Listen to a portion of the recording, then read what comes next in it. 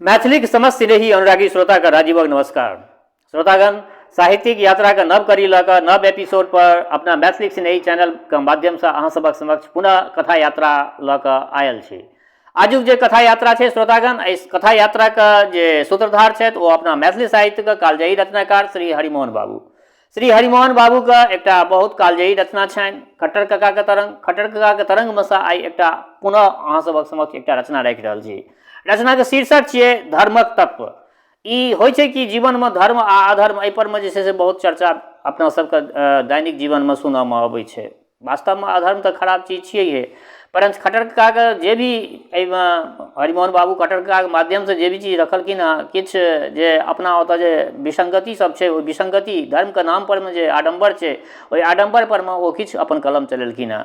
तऽ तैँ लए कऽ केओ पंडित लोकनि अगर एकरा ई चीजके अन्यथा नहीं लेबै, एकरा जे भी हरिमोहन बाबू लिखलखिन हँ, लिखै के उद्देश्य सिर्फ एके गो छै, स्वस्थ मनोरंजन। दोसर बात, जँ केओ गोटा नव छी हमरा एहि चैनल पर में, अखन तक सब्सक्राइब नहीं केने छियै तऽ प्लीज सब्सक्राइब कर लिअ। सब्सक्राइब केने रहबै तऽ नोटिफिकेशन बेल ऑन केने रहबै तऽ जखने हम कोनो नव वीडियो रखबै तऽ अहाँ सबके ओ सहज ढंग से उपलब्ध भऽ जायत। संगहि एकटा बात और कहऽ चाहै छी जे संपूर्ण वीडियो देखियो, कनी लंबा होइ छै, कथा पिहानी छै, किस्सा छै, लंबा होइ छै, तऽ फुर्सत निकालि कऽ राति कऽ ई सब चीज जे देखबै तऽ बढ़िया रहत। या अगर दिने में फुर्सत रहैया तऽ पूरा संपूर्ण वीडियो देखियो, तखन तकर बादे किछु पता चलत। तऽ बेस लेल जाओ आजुक ई रचना धर्मक तत्व। खट्टर काका आंगन में भोजन करैत रहैत हमरा देख बजला, आबऽ आबऽ तोहूँ बैसऽ। हम कहलियनि खट्टर काका हम तो तुरंत भोजन केने छी, एकटा समाचार कहऽ आयल छलहुँ। खट्टर काका से की कहै लेल एलहुँ? हम कहलियनि जे आइ सभा छै, धर्म पर व्याख्यान हेतै, अहूँ चलब? खट्टर काका के ठोर पर मुस्की आबि गेलनि। बजला, बैसऽ बैसऽ, तो धर्म ककरा कहै छक से हमरा कहऽ। हम कहलियनि खट्टर काका जखन बड़का बड़का पंडित धर्मक व्याख्या नहीं कऽ सकै छै तऽ हम की कऽ सकै छी? धर्मस्य तत्वं निहितं गुह्यायाम। खट्टर काका बजला, हौ एहिठाम तऽ धुरकिल्ली छै, गुह्यायाम पदक अर्थ बड्ड गूढ़ छै, ओतेक दूर धरि सभक प्रवेश कठिन। हम आसन पर बैस गेलहुँ। कहलियनि खट्टर काका हम तऽ मोट बात जनै छी, हमरा लोकनिक पूर्वज जे सर्वदा से करैत एला अछि से धर्म थिक, जे बात नहीं करैत एला अछि से अधर्म थिक। खट्टर काका एकटा भटबर खोटैत बजला, तखन तऽ हर जोतब धर्म थिक आ ट्रैक्टर चलायब अधर्म थिक, खरखरिया पर चलब धर्म थिक आ हेलीकॉप्टर पर उड़ब अधर्म थिक। हम कहलियनि खट्टर काका अहाँ तऽ से तर्क दै छियै, परंतु हम तऽ सोच बुझै छियै जे महाजनो जेहन गधा से सब पंथा। खट्टर काका के हंसी लागि गेलनि। बजला, जतेक सोच तो बुझै छह ततेक नहीं छै हो, महाजनक एक बाट रहूँ तखन न। रामचंद्रक मार्ग छनि मर्यादा पालन, कृष्णचंद्रक मार्ग छनि रासलीला, महावीर जैनक धर्म मार्ग छनि अहिंसा परमो धर्म, महावीर हनुमानक मार्ग छनि सठे साठ्यंक समाचरित। हाँ, सब तऽ पूज्य छै, आब हम किनकर मार्ग अनुसरण करी? अब तू ही कह। हम कहलियनि खट्टर काका मनुजी 10टा धर्म गना गेल छथि। हाँ, धृति क्षमा दमोस्तेयं, क्षौमिंद्रियं निग्रह, धीर्विद्या सत्यम क्रोधो, दशकं धर्म लक्षणम। एहिमे तऽ कोनो संदेह नहीं अछि। ई श्लोक कहलहुँ हँ, एहि श्लोक के हिसाब से तऽ अहाँ आब बुझि गेल हेबै, आबो संदेह अछि? खट्टर काका तिलकोरक तरुआ कुरकुरबैत बजला, हो ई सब सबटा श्लोक अनका फुसियाबै के हेतु कहल गेल छै। जो पांडव धैर्य कऽ कऽ बैस जैते तऽ महाभारत कियाक होइते हो? यदि रामचंद्र जी रावण के क्षमा कऽ दितथिन तऽ लंका कांड कियाक मचते हो? जे समर्थ अछि तकरा हेतु ई सब धर्म नहीं होइत छै। जे अब्बल दुब्बल अछि तकरे संतोषार्थ ई सब मसोमाती धर्म बनावल गेल छै। अबला धैर्य कऽ कऽ बैस जाइत अछि, नपुंसक मारि खा के रहि जाइत अछि, परंतु जे सबल अछि, शासक छथि, तिनकर दोसरे धर्म होइत छै। हम हुनकर धर्म की होइत छनि यौ खट्टर काका से कहू? खट्टर काका, जाहिसँ हुनक इच्छा पूर्ति होइन सएह हुनक धर्म होइत छै। से जाहि प्रकारे होइन, शत्रु के छाती पर चढ़ि के अथवा युवती के बंदूकक जोर पर हो या संदूकक जोर पर। अबल घर में एकटा खून करैत अछि तऽ फांसी पड़ैत अछि, आ सबल युद्ध में 100टा खून करैत छथि तऽ वीर कहबैत छथि। या पुरखा धर्म थिकै। हम परंतु व्यास जी तऽ कहि गेला अछि, 18 पुराणेषु व्यासस्य वचनद्वयम्, परोपकाराय परोपकार पुण्याय पापाय परपीडनम। जाहिसँ दोसरा के उपकार हुआ से धर्म ठीक, जाहिसँ दोसरा के दुख पहुँचे से पाप ठीक। खटरका एकटा तरुआक स्वाद लैत बजला, हो यदि सएह बात तखन प्राणायाम के धर्म आ पलांग भक्षण के अधर्म किया मानल जाय? हम नाक मुनि लेब ताहिसँ अनकर की उपकार हेतै? हम प्याजक तरुआ खायब ताहिसँ अनकर की बिगड़तै? और यदि दोसरा के आनंद देब सएह धर्म, तखन तऽ व्यभिचारो के धर्मे कए के बुझक चाही। आब तू ही कह। हम कहलियनि खट्टर कका अहाँ तऽ तेहन तेहन युक्ति दैत छियै जे धर्मक अस्तित्वे लोप भऽ जाइए, एहि दुआरे पंडित लोकनि अहाँके नास्तिक कहै छथि।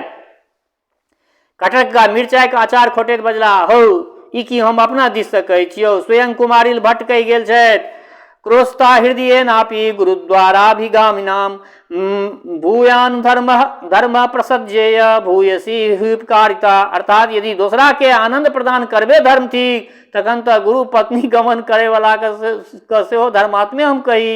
श्लोक वर्तिका के देख जे धर्म पर एहन एहन कतेक रास श्लोक छै, परंतु से सब ग्रंथ तऽ तोरा लोकनि देखबह ने, सोझे खट्टर झा के गाड़ि पर बहून। हम कहलियनि तखन धर्म परोपकार मूलक नहीं ठीक? खटरका अरिकोचक चक्का मुँह में दैत बजला, तो एखन नेना छ, जखन परिपक्व हेबह तखन बुझबहक। हमरा हिसाबे अष्टादश पुराणेषु खटरस्य बचोदयम निजोपकार पुण्याय पापाय निज पीडनम। जाहिसँ अपन उपकार हो सएह धर्म ठीक, और जाहिसँ अपना दुख पहुँचा सएह पाप ठीक। हमरा मुँह तकैत देख खटरका बजला, हौ परमार्थो के चक्का चलैत छै से स्वार्थे के दूरी पर। दान पुण्य की ओहिना कयल जाइ छै, किओ नाम लेल करैत अछि, किओ स्वर्ग लेल, सबमे अहंग भाव रहै छै। यदि स्वार्थक लेल निघटि जाय तऽ धर्मक बाती तुरंत बिझा जाय। तेँ अनुभवी आचार्य लोकनिक सिद्धांत छै, आत्मा रक्षितो धर्म। हम कहलियनि खट्टर कका अहाँ तऽ लोकके संशय जालमे धऽ दैत छियै, परंतु हम कहब जे सब जीव पर दया राखी सएह सब इएह सबसँ पैघ धर्म थिकै। खटरका ओलक सन्ना में जमीरी नेबो गारैत बजला, कने बुझा के कह हमरा खाट में उड़ीस भरल अछि, तकरा भरि राति की हम सोनित पीबऽ दियै? राति में बहुत रास मच्छर काटैत अछि, तकरा धुआं नहीं करिए कि? ओकरा लेल लतामक गाछ में बिढ़नी खोता लगने अछि, तकरा नहीं उड़बिए कि? तोरा काकी के केस में ढील फड़ल छनि से नहीं मारैत कि? पुरना घर से सांप बहराइत अछि, तकरा ओहिना सहसा करे छोड़ि दिए कि? यदि मनुष्य सब जीव पर दया करऽ लागे तऽ जीवित रहिए नहीं सकैत अछि। हम कहलियनि खट्टर कका अहाँके जीरह में ठठब तऽ मुश्किल, परंतु जहाँ देर भऽ सकै तहाँ अहिंसा ओ प्रेम सँ काज लेबाक चाही। खट्टर कका ओलक चटनी का चकैत बजला, हौ सएह बात तऽ हमरा बुझै में नहीं अबैत अछि। सब मनुष्य की दया के पात्र होइत अछि? मानि ले एकटा अतताही तोरा घर में पैस जाओ और आंगन में बलात्कार करऽ लाग जाओ, तऽ एना स्थिति में तोहर की कर्तव्य हेतौ? ओकरा पंखा होकर लगबहक, ठंडे शरबत आगा में बढ़ा देबहक, अंत में चलवा काल जनो सुपारी दऽ के विदा करबहक। हम कहलियनि खट्टर कका अहाँ तऽ तेहन दृष्टांत दऽ दैत छी जे हमर मुँहे बंद भऽ जाइत अछि, परंतु एतबा तऽ अहूँ मानब जे सब धर्मक मूल थिक इंद्रिय दमन। खट्टर कका तेतरीक खटमिट्टी चोबैत बजला, ई बात तऽ जे परचारि गेल छथि से भारी अभागल छलाह। हम तऽ बुझैत छी जे चटकार भोजन करब धर्म थिक आ जीव के कष्ट देनाइ सएह अधर्म थिक। हम कहलियनि परंतु इंद्रिय सुख तऽ अत्यंत तुच्छ वस्तु छियै खट्टर कका, तेँ इंद्रिय निग्रह। खट्टर कका के क्रोध उठि गेलनि, बजला, हौ यदि इंद्रिय एहन अधला वस्तु थिक तऽ बिल्लो मंगल जकाँ आँखि फोड़ि ला, जड़ भरत जकाँ नाक कान मुनि के बैस जा। हम कहलियनि हमर अभिप्राय ई जे ब्रह्मचर्य पूर्वक हेबाक चाही। ब्रह्मचर्यक नाम सुनैत खट्टर कका उत्तेजित भऽ गेला, बजला, ब्रह्मचर्यक अर्थ ब्रह्म समानचर्या, ब्रह्म नपुंसक लिंग छथि, अतः ब्रह्मचर्यक अर्थ भेल नपुंसक धर्म का आचरण। एकरे तू धर्म कऽ के बुझै छक? हम कहलियनि खट्टर कका लिखल अछि मरणं बिंदुपातेन जीवनं बिंदुधारणात्। खट्टर कका करैक के बजला, अशुद्ध, जीवनं बिंदुपातेन मरणं बिंदुधारणात्। बिंदुपाते से जीवन का सृष्टि होइत छैक। यदि सब अपन अपन बिंदु अपना कोषागार में रखने रह जाए तो सृष्टि कोना चलत हो? धर्म ककरा कही जाहिसँ सृष्टि के धारणा हो? आब तो ही कह जे असली धर्म की थिक, बिंदु रक्षा अथवा बिंदुपात? हम कहलियनि तखन ब्रह्मचारी बनब मूर्खता थिक। खट्टर कका दहबर चबैत बजला। यदि एहि अर्थ में तो अवश्य मूर्खता थिक, परंतु जिनका सामर्थ्य होइन से दोसरा अर्थ में ब्रह्मचारी बनि सकैत छथि। ब्रह्म स्वच्छंद होइत छै, तेना ब्रह्मचारीक अर्थ स्वच्छंदचारी। जेना सन्यासीक अर्थ जे सम्यक प्रकारे न्यास अथवा त्याग करैत, तेना ओ लोकनि सामाजिक बंधन के त्याग कऽ दैत छथि, अर्थात आड़ि धूरक सीमा नहि रखैत छथि। ठेठ भाषा में साँढ़ बुझऽ, तेना बहुत गोटा अपना नाम में गोस्वामी सब सेहो जोड़ि लैत छथि। हम कहलियनि खट्टर कक्का, गोस्वामी के ई नवका अर्थ तऽ आइए हम सुनल। खट्टर कक्का कुम्हरौरी के झोर चखैत बजला, तोरा बुझले की छौ? ओ लोकनि जे दंड कमंडल रखैत छथि से कथी के प्रतीक थिकै? कनेक आकार पर ध्यान दहक, तखन बुझा जेतौ। भाती सीखऽ, बेसी खोलि कऽ हम कोना कहियौ? तावत काकी एक छिपली तरल माछ आगू में धऽ देलखिन। खट्टर कक्का बजला, बस आब जमि गेला, पूछऽ की पूछै छह? यानी माछ पड़ैत देरी खट्टर कक्का के और आनंद आबि गेलनि। पूछऽ की पूछै छह? हम कहलियनि खट्टर कक्का, अहाँके तऽ सबटा गप अद्भुते होइत अछि, परंतु साधु संत तऽ त्यागी होइत छथि, 4 आंगुर कोपिन पहिर के रहैत छथि। खट्टर कक्का, एकटा खूब झूर पलै के स्वाद लैत, माछ के स्वाद लैत कहला, हौ एकटा पिहानी छै, बुढ़बक एक चरल ससुरारी आ बाटे भगवा ललक उतारी। से ई लोकनि स्वर्गक अप्सराक लेल ततेक ललायत रहैत छै जे एहिठाम धोती खोलि कऽ राखि दैत छथिन। कतेक गोटाके तऽ ओहो 4 आंगुरक बिष्ठी फैल के सोझे नागा बनि जाइत छथि, परंतु हौजी यदि कदाचित ओहूठाम नागा यानी शून्य भऽ जाइन तहन तऽ बेचारे रक्टले रहि जेता। हम कहलियनि खट्टर कक्का, एतेक रास योगी के योग साधन जे करै छथि से की? खट्टर कक्का, सबटा भोगे निमित्त, भोगक साधन योग, विचारि के देखक तऽ बिना युज धातुक सहायता से भुज धातुक क्रिया भइए नहीं सकै छै। परंतु ओहिठाम युज का अर्थ छै आत्मा ओ परमात्मा के मिलन। खट्टर कक्का, परमात्मा नहीं परात्मा, आत्मा का अर्थ अपन शरीर, परात्मा का अर्थ अनकर शरीर, ओही दुनू के मिलन के योग कहै छियै। सएह सम्यक प्रकार से हो तो संजोग कहबै छै। हम कहलियनि खट्टर कक्का, अहाँ तऽ विलक्षणे अर्थ लगा दै छियै यौ, योगी के भोग से कोन मतलब छै यौ? खट्टर कक्का तृप्तिपूर्वक तरल माछक आस्वादन करैत बजला, 16 आना मतलब छै। ओ बुझैत छथि जे एहि नाक से रंध्र दबौने ओहि नाक के द्वार फुटि जायत, एतऽ कुंडलिनी जगौने ओतुका कुंडलिनी भेट जायत, एहिठामक खेचरी सदने ओहिठामक खेचरी प्राप्त भऽ जेतै। जे एहिठाम नारी के नरकक खान बुझैत छथि सएह नारिये, ओ सब आदमी नारिये खातिर स्वर्ग जा चाहैत छथि। हम और एतेक रास जे पूजा, हम कहलियनि जे एतेक रास जे पूजा पाठ होइत अछि खट्टर कक्का, सबटा स्वर्गक निमित्त होइत छै। रंभा के लोभ से लोक भगवान के रंभा फल चढ़बैत छनि, तिलोत्तमा के लोभ से तिल छीटैत छनि। यदि लोक के निश्चय भऽ जाय जे स्वर्गक फाटक एक टाटक मात्र थिक तऽ आइए सबटा त्राटक ओ पूजा के नाटक समाप्त भऽ जाय। जखन चंद्रमुखी भेटे वाला नहीं तो लोग गोमुखी हाथ में दऽ जप किया करत? यदि मृगनयनी नहीं तो मृगछाला किया पहिरत? यदि खोड़सी नहीं तो एकादशी किया करत? हम कहलिए खट्टर कक्का, अलंकारक धारा बहि गेल, आब अहाँ तरंग में आबि गेल छी, हमरा बुझाइए।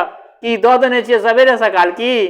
खट्टर कक्का, तावत काकी एक बाटी झोरायल माछ और लेने आबि गेलखिन। खट्टर कक्का बजला, आब तऽ और जमि गेल, एहन रंग ओ तरंग नहीं चला तऽ कथी पर चला? ततेक सुंदर विन्यास आइ तोहर काकी बनेने छथिन। हम कहलियनि खट्टर कक्का, मानि लेल जाय जे कामक वेग प्रबल थी, परंतु लोक मर्यादा तऽ बनि सकैत अछि। जेना पतिव्रता स्त्री, पतिव्रता के नाम सुनैत खट्टर कक्का के आंखि चढ़ि गेलनि। बजला, हौ पतिव्रता स्त्री संकीर्ण आ स्वार्थनी संसार में कियो नहीं होइत छथि। पुनः अपना स्त्री के देख कहलखिन, अहाँ जाउ ने, एहिठाम ठाढ़ भऽ कऽ की गप सुनै छी अहाँ? हुनका गेला पर हम कहलियनि खट्टर कक्का, अहाँके सब बात आश्चर्य होइत अछि। जखन पतिव्रता अदला तखन अहाँ स्त्री जाति में श्रेष्ठ ककरा बुझैत छियै? खट्टर कक्का माछक काँट छोड़बैत बजला, वेश्या के। हम कहलियनि खट्टर कक्का, अहाँके भांग लागि गेल अछि। खट्टर कक्का बजला, हौ भांग तऽ हमरा लगले रहैत अछि हरदम। भोरे हरियरका माजुमक बर्फी लऽ कऽ जलखै भेलैक अछि, परंतु हम तोरा पूछै छियौ जे यदि वेश्या सर्वश्रेष्ठ नहीं रहैत तऽ नित्य स्वर्ग में कोना निवास करैत? बड़का बड़का धर्मात्मा लोकनि पुण्यक्षय भऽ गेलाक उत्तर पुनः मर्त्यलोकमे आबि जाइत छथि। क्षीणे पुण्य मर्त्यलोकं दिशन्ति, परंतु रंभा उर्वशी तिलोत्तमा आदि ओतऽ अक्षय सुखक भोग करैत छथि। कोनो कुलवधूके ई सौभाग्य प्राप्त छनि? हम कहें खट्टर काका, कहाँ कुलवधी आ कुलवधू आ कहाँ ओ वेश्या, दुनूमे कतबा अंतर छै यौ? खट्टर काका, जतबा अंतर एक चुकड़ी पानि आ महानदी धारा में। एक क्षुद्र घंटी थीक, दोसर उदारताक प्रतीक। जे केवल एक गोटाके काज आयल सेहो देह कोनो देह थीक, सराही ओहि शरीर के जे अनेका काज आवे। हम कहें खट्टर काका, एहि सब बात सतीत्व धर्म पर आघात पहुँचत। खट्टर काका, हो सतीत्व धर्म से बेसी प्रबल थिकै प्रकृति धर्म, जे सृष्टिक आदिकाल से चलि रहल छै। सतीत्व तऽ हमर तोहर बनायल गेल अछि।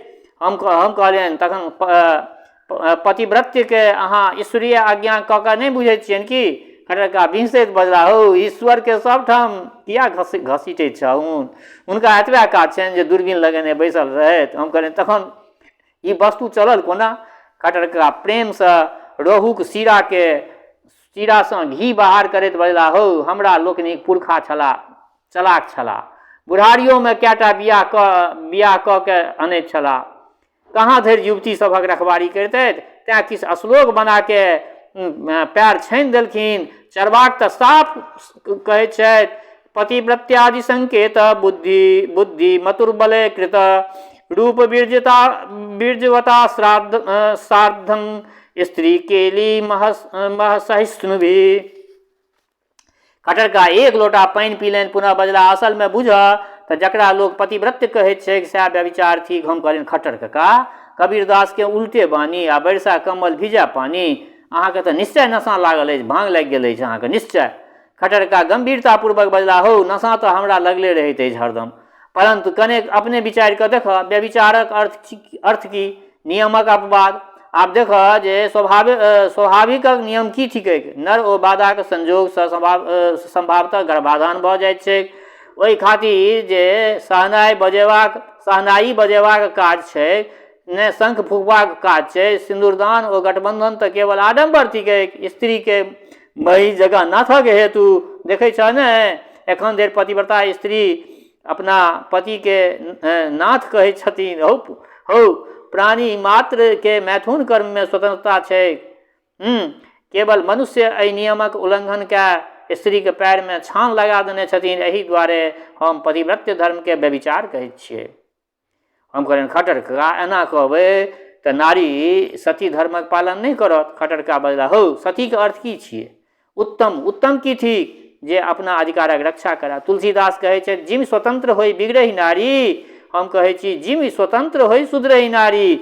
जे नारी पुरुषक दासत्व श्रृंखला से मुक्त भऽ अपना के स्वतंत्र राखि स्वाभाविक नियमक पालन करैत छथि, सएह उत्तम और सती कहावे योग्य छथि। एहि दुआरे सँ हम वेश्या के सर्वश्रेष्ठ नारी कऽ के बुझैत छी। पतिव्रता स्त्री भूसकोल होइत छथि। हम कहलियनि खट्टर काका, अहाँ बेसी हंसी करैत छी। खट्टर काका, से आब तू जे बुझक। तावत काकी दही लऽ के पहुँच गेलथिन। हम कहलियनि खट्टर काका, अहाँके स्वर्ग में विश्वास नहीं अछि? खट्टर काका दही भात सनैत बजला, हो यदि एको गोटा ओतऽसँ आबि के कहैत तखन हम विश्वास कऽ लितहुँ, परंतु आइ धरि जे गेला से घुरि के एला कहाँ? और जे लोकनि कहैत छथि से गेले नहीं छथि, तखन हुनका बातक हम कोना विश्वास करी? आ तोही कह, हम हुनका बातक विश्वास केना करी हो? हम कहलियनि खट्टर काका, यदि एहिमे किछु तत्व नहीं रहितै तऽ एतबा दिन से ई बात सब कोना चलतै से हमरा कहू। तावत काकी दूटा कृष्णभोग आम नेने एलखिन। खट्टर काका दही भात में आमक रस गारैत बजला, हो तत्व इएह छै जे लोक के पृथ्वी पर भोग से तृप्ति नहीं होइत छै।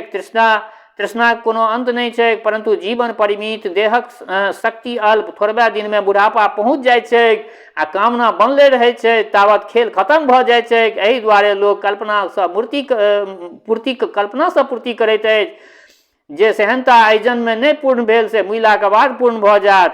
एहन ठाम जायब जहाँ जरा मरण नहीं, अजर अमर भऽ कऽ रहब। ओतय खेबाक हेतु मिष्टान, पीबाक हेतु अमृत, भोग करबाक हेतु सुंदरी, और सबटा मुफ्ते, एको कैचा खर्च नहीं। न खेती करबाक झंझट, न आड़ि धूरक तकरार, न मामला मुकदमाक बखेरा, कल्पतरु कल्प वृक्ष तर बैस जाओ, जे इच्छा से मांग लिया, राबड़ी पीबाक मन हुआ कामधेनु के कह दियौन, बिहार करबाक हुआ अप्सराक झुंड में सनिया जाओ, ई सुरालय की भेल स्वसुरालय भेल, बल्कि ताहू में सहस्र गुना, ताहू से सहस्र गुना बढ़ के सासुर में तो एकेटा खोड़सी पर 16 आना अधिकार भेटे छे, परंतु स्वर्ग में तो 16,000 खोड़सी अपन सोरहन्नी अदाय करबाक ठाढ़ रहैत छथि। ओहिठाम कोनो तरह रुकै वाला केओ नहीं, सब सारिये सारि आ सब अक्षय योजना। आब एहिसँ बढ़ि कऽ की चाही? परंतु औ जी एक बात बड़ गड़बड़। हम कहलियै से की? खटरका आमक चोभा लगबै वाला विचारि कऽ देखऽ जे लोक स्वर्ग गेने अगत्ती भऽ जाइत अछि, लोक स्वर्ग गेने अगत्ती भऽ जाइत अछि। हम कहलियै से कोना यौ खटरका मानि लए जे तोहर 7 पुरखा स्वर्ग गेलथुन आब तोही अप्सरागण के 7 पितर भोग केने हेतु, आब ओहि अप्सरागण के 7 पितर भोग केने हेथिन, आ तोहूँ जेबह तऽ वएह करबह। तेँ हम कहै छियै जे स्वर्ग गेने धर्म नष्ट भऽ जाए। हम कहलियै खटरका अहाँ तऽ तेहन बात सब बाजि देलहुँ जे आब लोकके स्वर्गो जेबामे मोन भटकि जेतै। खटरका मुस्कुराइत बजला, हम की अयुक्त कहै छियौ? हम कहलियनि खटरका आब हँसी नहि करू, हमर बुद्धि काज नहि करैत अछि। अहीं कहू जे धर्म की वस्तु थिक? खटरका चूड़ लैत बजला, हो समस्त धर्मक रहस्य हम एके श्लोक में कहि दै छियौ, एके श्लोक में कहि दै छियौ। कृत धर्म प्रपंचोयं परमुष्ट्यां पतेन नहीं, कदाचित स्वकृशग्रीवा पत्नी पीन स्नोथवा। अपन कमजोर गर्दन और पत्नी के पुष्ट स्तन, ई दुनू वस्तु दोसरा के मुट्ठी में नहीं जा। एहि हेतु एतबा रास धर्मक प्रपंच रचल गेल अछि। हम विस्मित होइत पुछलियनि खटरका ई बंधन अहाँके दृष्टि में कृत्रिम थिक, तखन असली धर्म की थी? खटरका बिसैत बजला, असली धर्मक परिभाषा देखबाक हो तऽ मीमांसा सूत्र देखक, आदि में भेट जेतौ। हम ओ कोन सूत्र थिकै? खटरका बजला, ओ धिया पुताक समक्ष उच्चारण करबा योग्य नहीं छै। कोनो मीमांसक से जाके पूछून। टीकाकार लोकनि तऽ बहुत रास गोबर माटि लगेने छथि, परंतु हम सोझ अर्थ बुझै छी, जाहिसँ सृष्टिक काज आगाँ बढ़ै सएह धर्म थिक, से जिनका में जतेक सामर्थ्य होनि। ई कहैत खटरका चावक हेतु उठि गेला। तऽ बेस श्रोतागण, आइ एकटा जे छै से कालजयी रचनाकार श्री हरिमोहन बाबूके एकटा बहुत बढ़िआँ रचना छलै। ई रचना जे छै से अहाँके खटरका के तरंगमे सँ लेल गेल छै, धर्मक तत्व। तऽ ई रचना आइ अहाँ सभक समक्ष रखलहुँ हँ। आग्रह जे संपूर्ण रचना सुनी पलखैतमे, जखन पलखैत रहए तखन संपूर्ण रचना सुनी। जँ केओ गोटा नव छी हमरा एहि चैनल पर तऽ पुनः कहै छी जे चैनलके सब्सक्राइब कऽ लिअ आ नोटिफिकेशन बेलके ऑन कऽ दियौ। रचना सबके शेयर सेहो करू अपना सर सम्बन्धीमे, जे केओ मित्र मंडली छथि ओहिमे शेयर सेहो कयल करू। दोसर बात, हमर श्रोता चाहे गाँवमे रहै छी वा प्रदेशमे, देशमे रहै छी वा विदेशमे, जतऽ कतौ रहै छी, स्वस्थ रहू, निरोग रहू, अपना आचरणके पवित्र बनेने राखू। माता जनक नंदिनी जगदम्बा माँ वैदेही की कृपा सदिखन अहाँ सब पर बरसैत रहै। शुभकामनाक संग जय मिथिला, जय मैथिली।